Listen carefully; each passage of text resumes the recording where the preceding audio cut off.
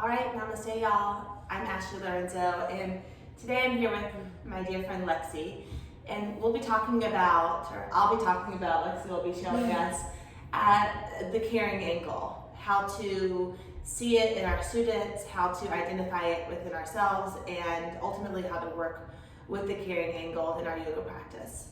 So I'm gonna ask Lexi just to stand up for me, please. And she's a really nice example of this. She's lucky, right? She'll just bring her arms wide, and you can see it's pretty evident that her arms come at an angle rather than just being completely straight like some of us are, right? So it's just something that she's born with anatomically, but it does make it difficult in shapes where our arms are overhead, externally rotated, like downward facing dog, and handstand to find that rotation when our arms are like this. So it just means we have to work a little bit harder and learn how to adjust. So I'm gonna ask Lexi to go ahead and sit down and just to come into her downward facing dog, as she normally would. And if she dumps into her dog, you can kind of see, I say dumps, I'm sorry. You can kind of see that her arms are again at that angle, and it's really hard for her to really work towards a straight arm. She's even slumping a little bit, right? It's slope towards the ground.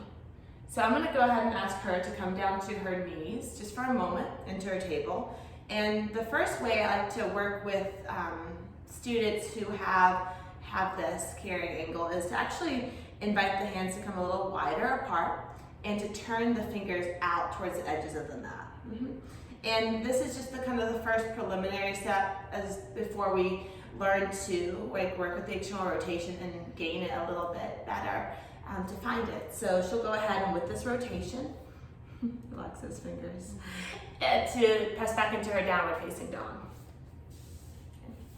So already you can see that she has a little bit better opening across the two shoulder blades.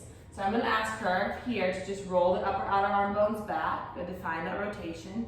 And of course the counter to that is to press the index and thumb knuckle mound down. And then the last thing that I like to remind the folks with a carrying angle is to almost imagine that my hands or your teacher's hands are underneath your forearms and lifting up and towards the sky. Good, and so she'll feel a big lift. Can you feel that in your arms? And then again, she'll have to recommit to the upper outer arms rolling back, relaxing the head and neck, there we go. And then the last thing she'll do is just firm the outer wrists in. There you go, can you see how her arm now is straight? Beautiful. Go ahead and relax, Lexi, and just kind of rest into child's pose. And so all of these little adjustments are ways to move towards a straighter arm in the carrying angle. Again, the fingers a little wider, finding the rotation, the upper outer arms rolling back, the inner biceps moving forward. And then lifting the forearms up and towards the ceiling as you firm the outer wrist in. Hopefully this helps. Please feel free to leave a comment or any questions below.